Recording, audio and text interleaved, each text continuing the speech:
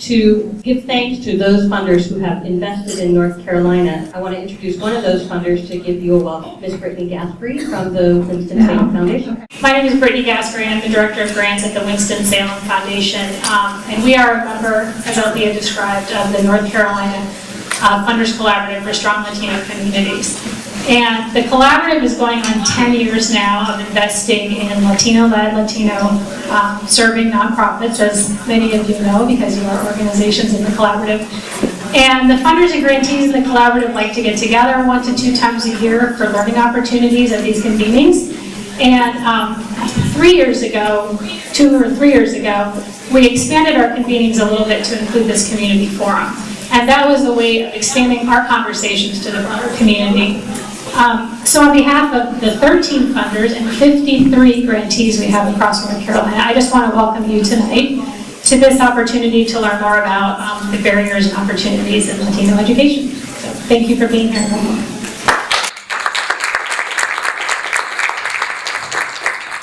As part of our work in North Carolina, we have begun a project on Latino educational access and success in the Triangle region, and that led us to a conversation with NC Central University.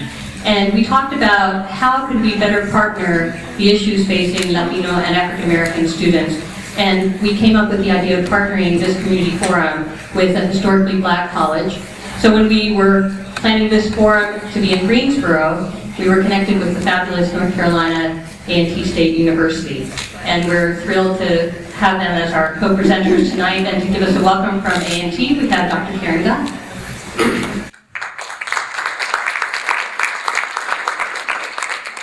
Thank you and good evening. I'm delighted to be here from North Carolina A&T and to greet you on behalf of our Chancellor, Dr. Harold Martin, our Dean, Dr. William Hardy, who's here on the podium with you, our faculty, staff, and student body that we have still present with us today in this Strong School of Education.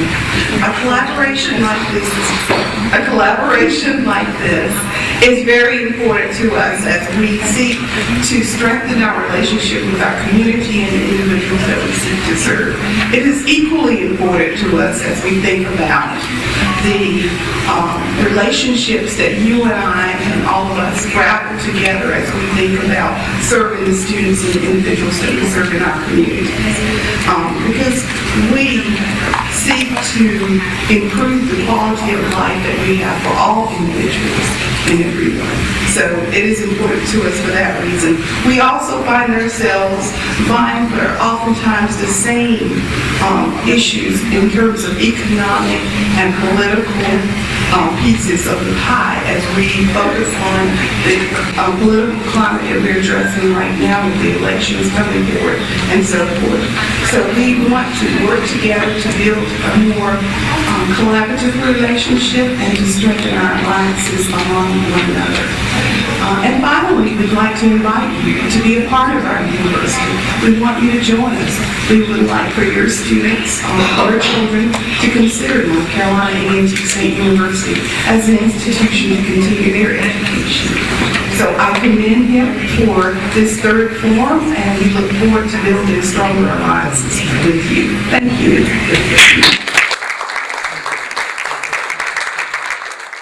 You have the full bios of the presenters that I have to my left in your program, so I won't give you all of their details, just to tell you I'm honored and thrilled that they each accepted the invitation to be here with us. Jorge Ceballos from Guilford College, Greg Meyer from the Blue Ribbon Mentoring Association, and Bill Harvey from NC A&T State University.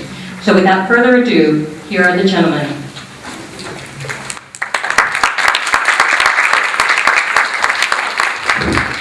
And I guess I'm first, and I'm going to come down because usually when I speak, I have a lot of nervous energy, and to sit down doesn't really work for me. So I have to pace a little bit. But what I'm going to share with you is just basically kind of the landscape, I guess, of where we are now, what is happening with the Latino population in this country, and particularly what is happening around education, just to give you a sense of where we are now and what's coming.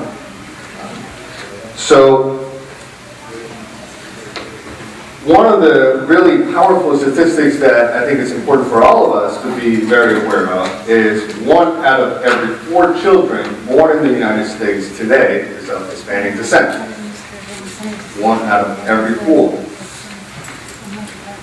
By the year 2020, nearly 36% of the population of the United States under the age of 19 will be Latino. Between the years 2005 and 2015, the number of Latino public high school graduates will increase by 54%. As you can see just by these numbers, there is really maybe no other way to express what's happening but to talk about an explosion of the Latino population, particularly at the lower levels in terms of education and then coming up towards the high school level. This is a list of states that have the largest percentage growth of Hispanics between the years 2000 and 2010. Just to give you a sense also where we are in the state of North Carolina in relation to the rest of the country. And as you can see here, we are number 6 with growth over 100%. Now, that's a picture of sort of where we are in terms of population, the growth of our population, so what's coming in the future. As a matter of fact, it's already working through. I can already see that in terms of our recruitment at Guilford College and the number of students that we have, and the Latino student population having grown in the last 3 or 4 years. At great pace. That just comes out of that demographic change that we're already seeing. But that's just kind of the tip of the iceberg, because what we really have coming down from the lower grades is even more growth in terms of student population. Now this is a table, and I usually don't like to show tables because it's all numbers and complicated stuff. But I wanted to give you this. This is a table that speaks about the dropout rates between the age of 16 and 24 between the years 1990 and 2010. This is at a national level. You can see the Hispanic column here, how the dropout rate has actually been going down. That's a good sign. Steadily going down year after year. We are now at 15.1%. But look at that number compared to the other groups. 8% black students, 5.1% of white, and only 4.2% of Asian Pacific Islanders. So our dropout rates are still outpacing every other group. Right? And it's something that, you know, in any other situation, I think we would look at this, match that with the population growth in our community, and you can see that unless we begin to change the dynamics of what's going on in school systems, we have a real educational crisis in our community. Now, these are dropout rates specifically related to the state of North Carolina. So between 2008 and 2009, you can see here the comparison between the dropout rates between Native American, Hispanic, Black, and white. Once again, when you look at the Hispanic population, we're second in that list at 7.3. Now, compared to the national statistics, obviously you can say, well, we're doing really well. But again, you know, compare that to the growth being number 6 in the nation in terms of growth in the Latino population. With that percentage of dropout rate, we're talking about large numbers of students, you know, that are not really finishing their education. So, let me see, I think that's it in terms of the statistics. So one of the things that I think, you know, numbers are kind of one way of telling a story, right? But it's not the full story. So one of the things that I know is beginning to happen, there are many schools, particularly in North Carolina, I'm talking about higher educational institutions, that obviously have recruitment efforts that are reaching out to the Latino population, trying to get more Latino students. Most schools these days obviously want a diverse student population, and that's certainly something that needs to be supported and applauded. But one of the other aspects of that process is that, you know, folks are simply concentrated sometimes in the idea of bringing more. So we need more Latinos, we need more of this, we need more of that, without really thinking about what are we bringing them into. So when you look at those numbers, oh, you know, the actual, you know, number of high school students that are graduating in the future, again, 54% of growth in the Latino student population, when you think about it, for any higher educational institution, that's pretty much the survival population that they need to be thinking about. If any school, Guilford in particular, we're a very small school, private school, if we are not targeting the Latino student population at this point, we are basically looking at 10, 15 years down the road and not having enough students to fill the seats. Right? And I think that's pretty much really the case for any institution. Now, again, it's not simply about how do we bring them to our institution, but what happens with them when they come to our institution. Do we have the support systems that they need to have? Do we have the kind of environment, culture? Do we have the kind of staff, faculty, population that can really understand the reality of the students that we're bringing in? Or are we trying to fit them into something that is not really part of their culture or their reality?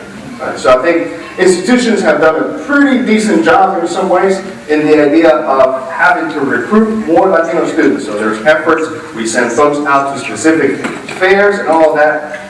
But one of the things that I haven't seen enough schools really grapple with is what is the culture of our institution and how are we bringing the students in what we have here for them. We just basically expect them to come, show up, and then fit.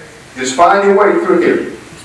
And that's certainly not a good recipe. What I didn't have here, and I just realized that I should have pulled some of these numbers too, is in terms of completion rate and the higher education institutions for Latino students. And if you look at that, once again, it's probably no different than what I already showed you in terms of the high school population. Our rates on completion are not at the same level. When you look at even at the PhD level, that's even more concern, where maybe you only have 2 or 3% of the Latino population achieving that kind of level of education. Right? So again, my point is not only to give you a sense of the landscape in terms of numbers and the growth that's coming, but also to begin to grapple with the idea of what are we doing within our institution to really reach out to this community and serve them the way they need to be served. And I think I'm under 10 minutes, but I'm fine with that. Great, thank you. Right?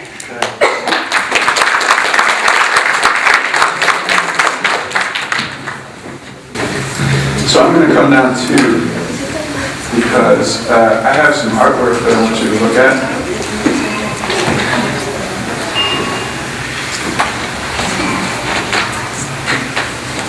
So I work for the Chaparral Varsity Schools. I run a program called Blue Ribbon Mentor Advocate. Our program is one member of the Adelante Education Coalition. Adelante is a number of organizations statewide, lots of members who are here. And so some of the things I want to talk about come from Adelante.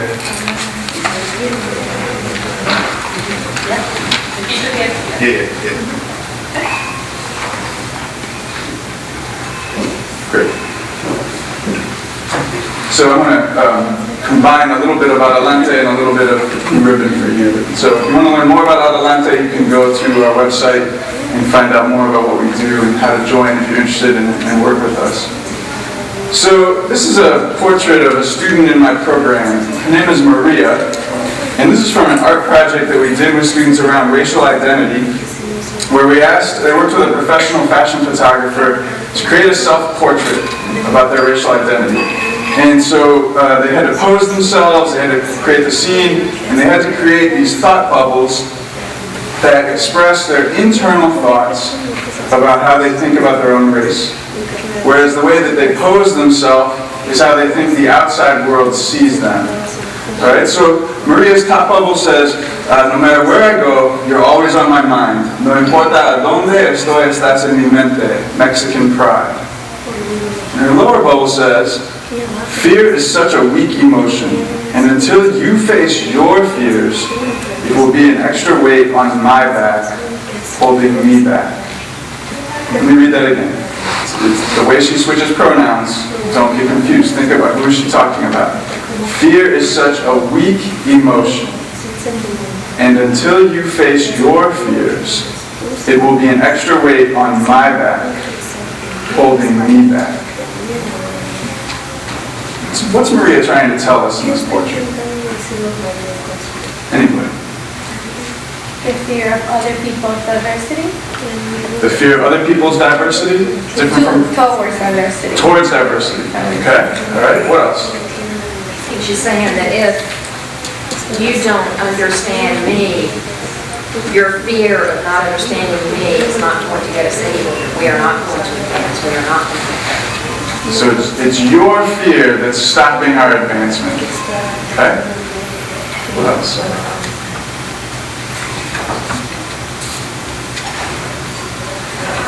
Ella cree que la emoción ella cree que el miedo es una emoción débil, pero aún así la está holding, o sea, no la deja mover, aunque es débil. Right? It's complex. She's challenging the way we usually think about that, isn't she? Anybody else?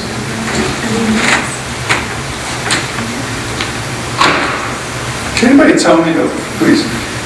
Yo creo que lo que ella está tratando de decir es que el miedo de los estadounidenses está produciendo un peso en la espalda de los inmigrantes. Excellent. Excellent. To me, that's exactly what you see in the first bubble is a very positive racial identity. She's saying, no matter where I go, you're always on my mind. I said, Maria, who are you talking about? She said, I'm talking about Mexico. So here's a student whose family has taught her to always be proud of where you came from. For two reasons. One reason is that's their home.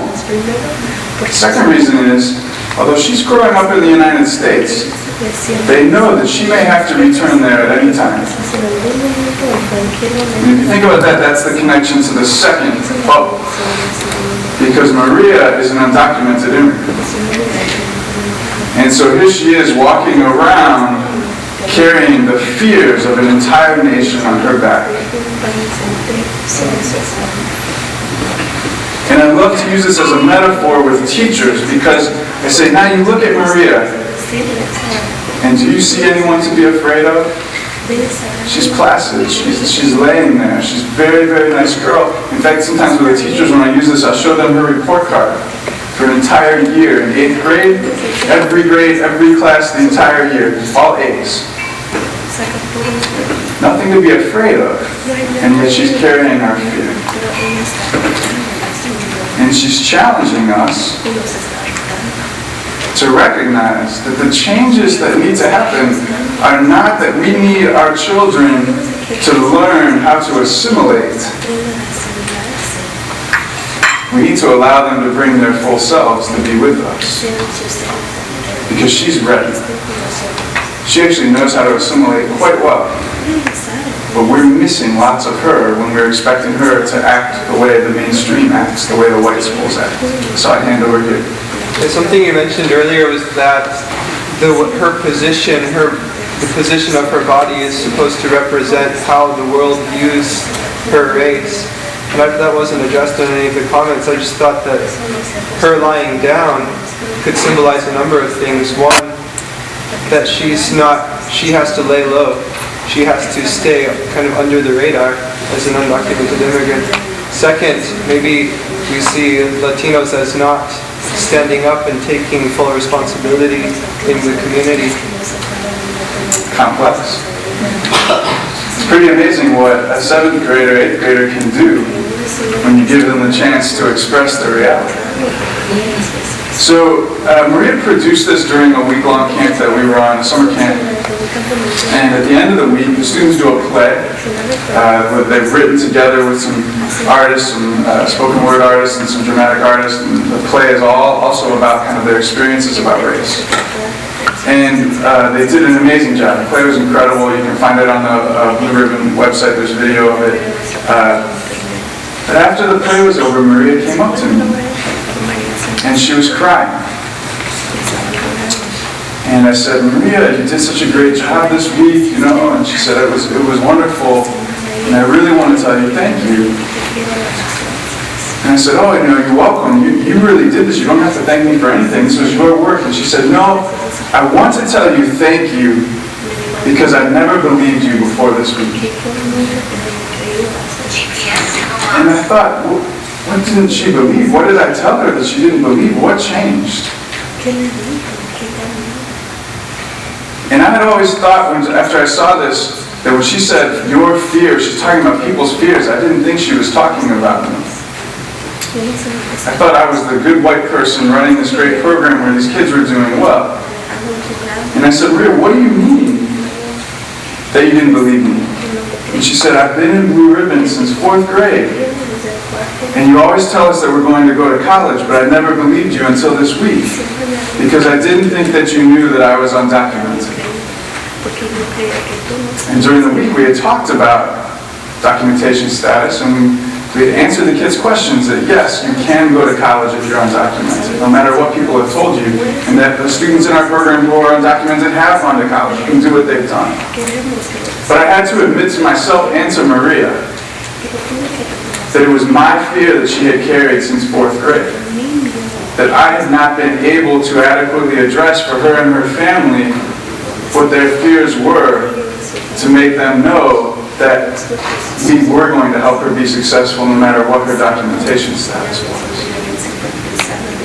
And to me, that is the greatest challenge for K-12 education, for working with a Latino student population, is our institutions and our individuals have fears, not just about documentation, but about change, and about culture, and about what it means for us. Because it's not enough for a school district to say, how can we help our parents feel more comfortable coming into the school? We have to help our schools understand what they need to do to be more comfortable for parents and students. And so here are some things that we talk about in Adelante related to K-12 issues. Obviously, documentation status. But one of the biggest things is not just can you go to school or not. Pretty much every K-12 school knows that undocumented students can enroll in school. They have a constitutional right. What schools don't know is what are you allowed to talk about? What are the options for going to post-secondary education? There's just a lack of information about how it matters. And then schools always want parental involvement, but on whose terms and in what way? And how is language access provided? What's the difference between interpretation and translation? Why do you need one or both? What goes home in what languages? Who has access? When students struggle in school, then you have to think about what is the struggle? Is this a student who is an English language learner? Is this a student who is a special education student? Are they both? Do we have a way to tell one from another with a student who struggles with English? And finally, after going through all of that, you can imagine that by the time the students get to high school, they're losing hope. And so 3 things that we do to try to emphasize to their families to maintain the hope is to understand the difference in the systems, the U.S. K-12 system and the post-secondary system, to the systems that their families are used to. And then help them understand the process, that your progress in elementary school feeds what your choices are in middle and high school and eventually for college. And that no one does it alone. That you are not alone, that these are the resources that are here for you, and even U.S. white, native-born students rely on lots of help from their colleagues.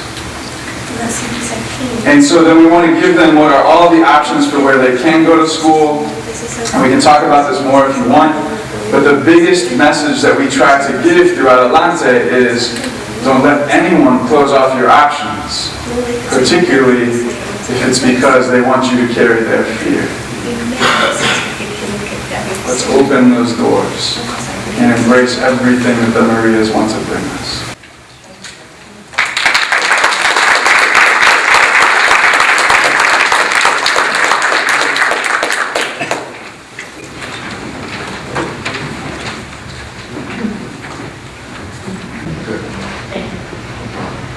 I think that what you've heard so far this evening sets a framework for understanding that there is incredible potential in the Hispanic community to increase the numbers of young people who go on to be successful in college.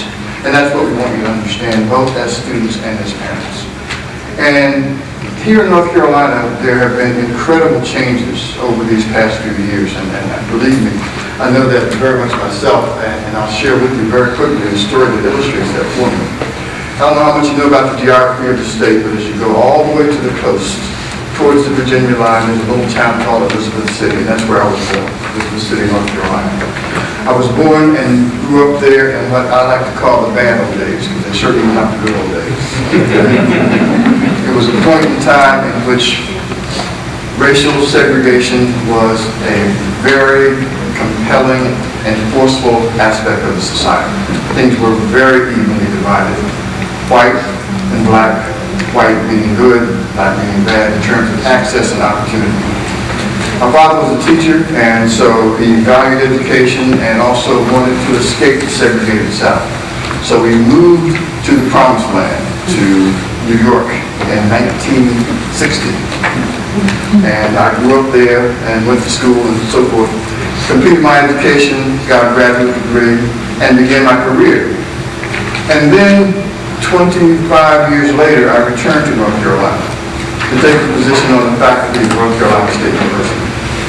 Very interesting transition point for me to become a faculty member at an institution I would not have been accepted as a student. Okay? So it illustrates that change is possible. Change is happening. We have to recognize the opportunities that change presents, and we have to take advantage of those opportunities.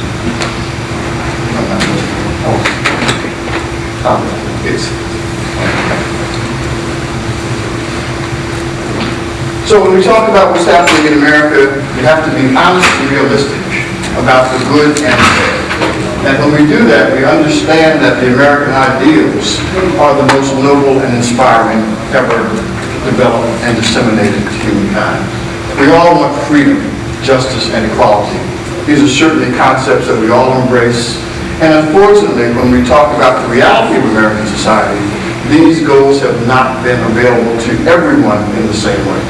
Understanding that reality helps us to understand the necessity to push forward for change and for progress, not only for our community, but for the entire society.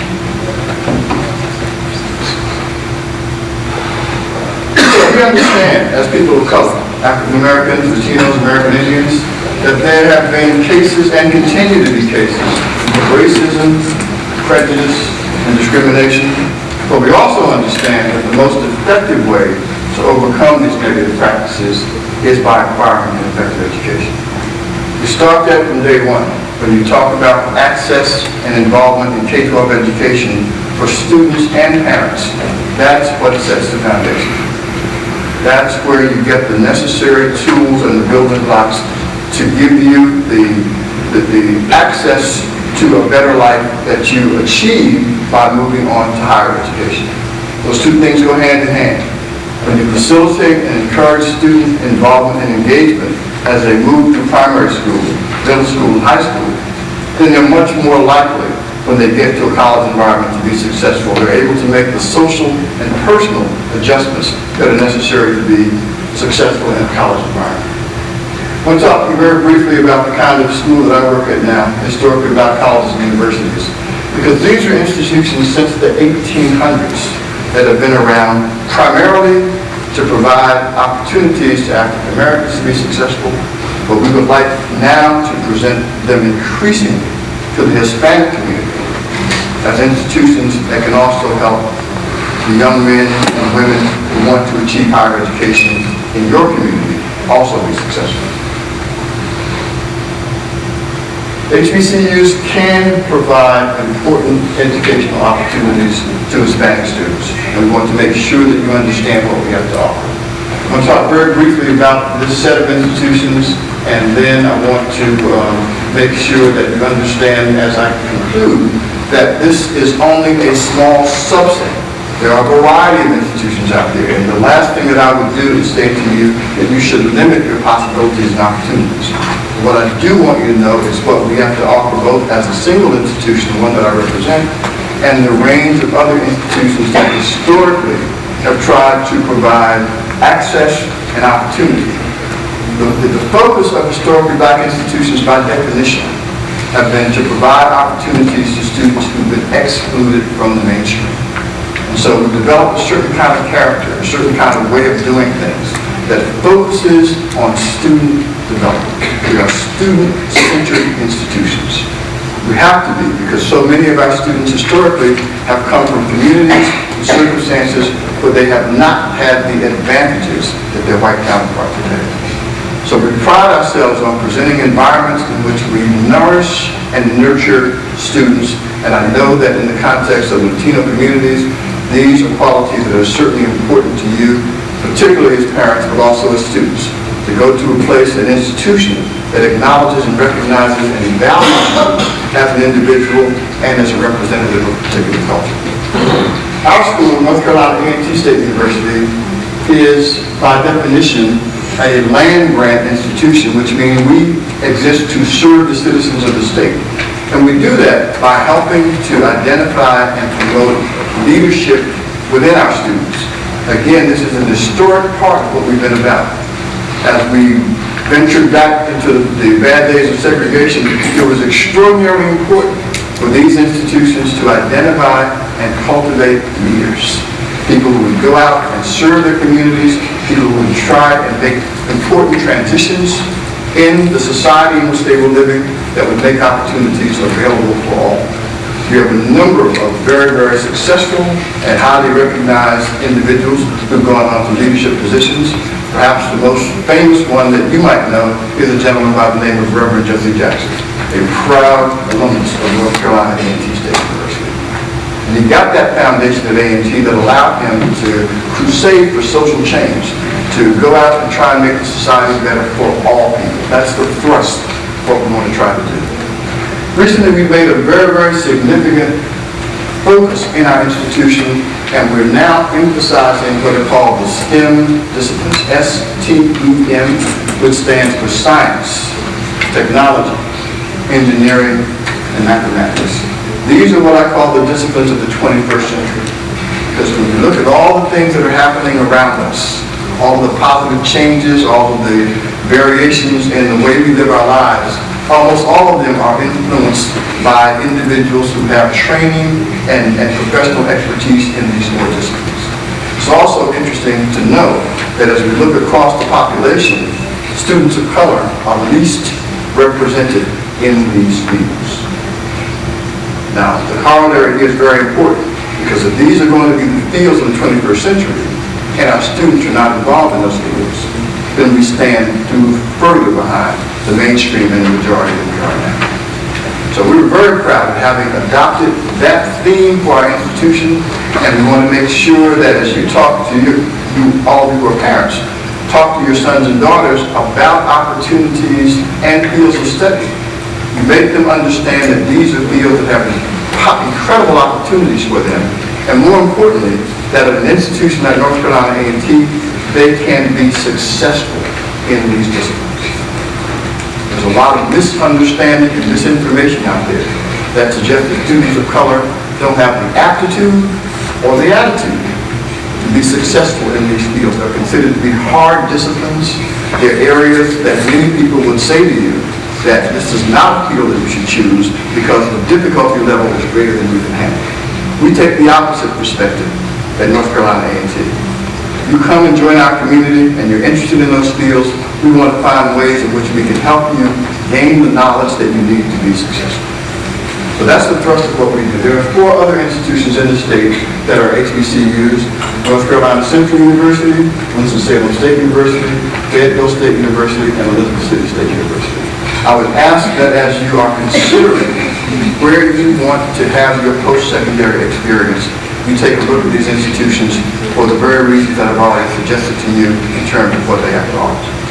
Let me also say, though, in closing, that I understand that there are other opportunities and you should take advantage of and be aware of all the other opportunities that are there.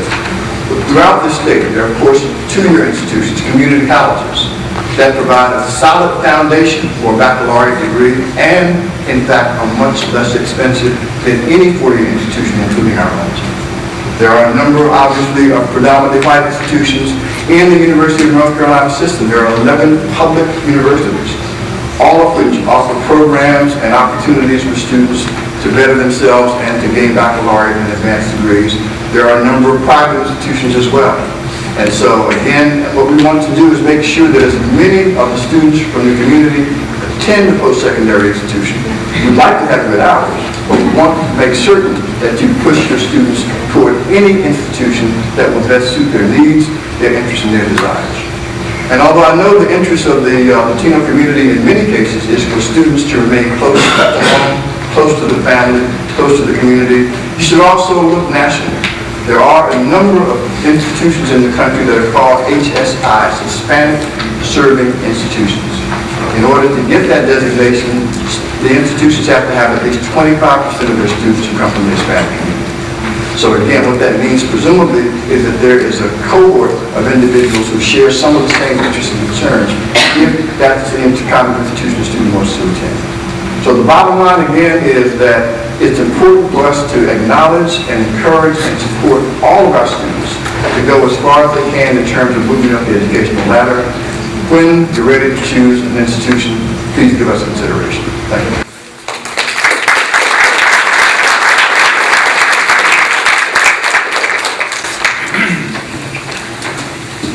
We want to take a couple of minutes to ask our wonderful panelists a few questions before we have our student panelists come up.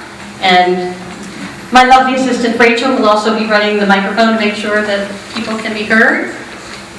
Who has a question, Bill? So one of the additional schools that I'd like to add to your list is Johnson C. Smith University, and wanted to make sure that everybody understood that that is a school that's devoted to urban education and have really expanded who they serve. This year, they have an incoming class that will bring their student population of Latinos to 108 students.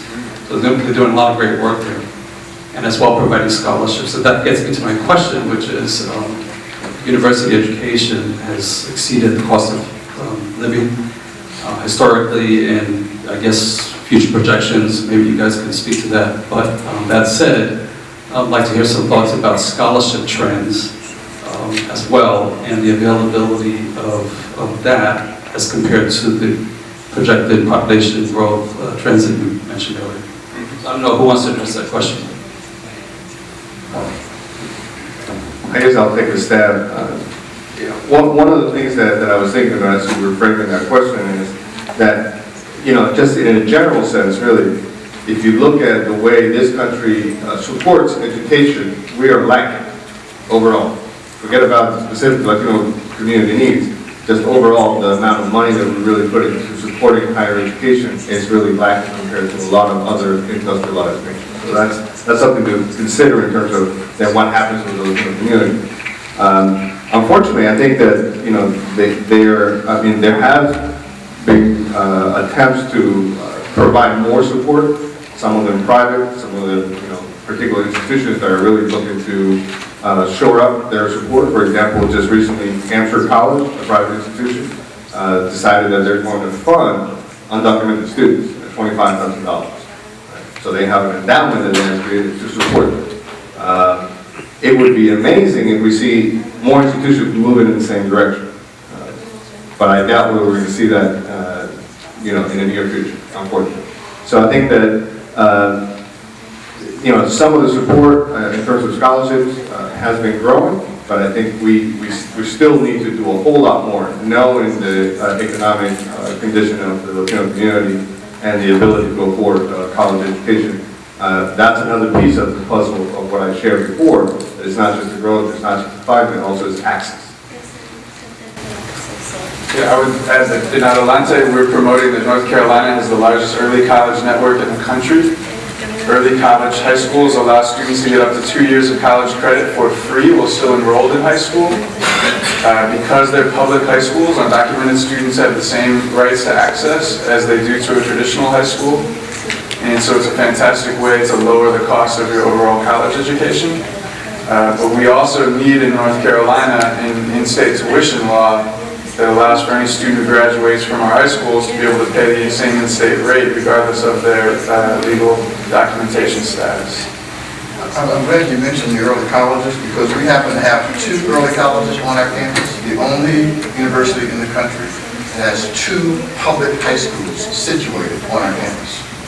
One of those schools is an all-male school, the only all-male school in the state of North Carolina. The other school is a STEM high school, which speaks again to the importance that we recognize of investing in these disciplines. But I want to say just one other, a larger point. Financial aid is ultimately a public policy issue. We need to understand that, okay?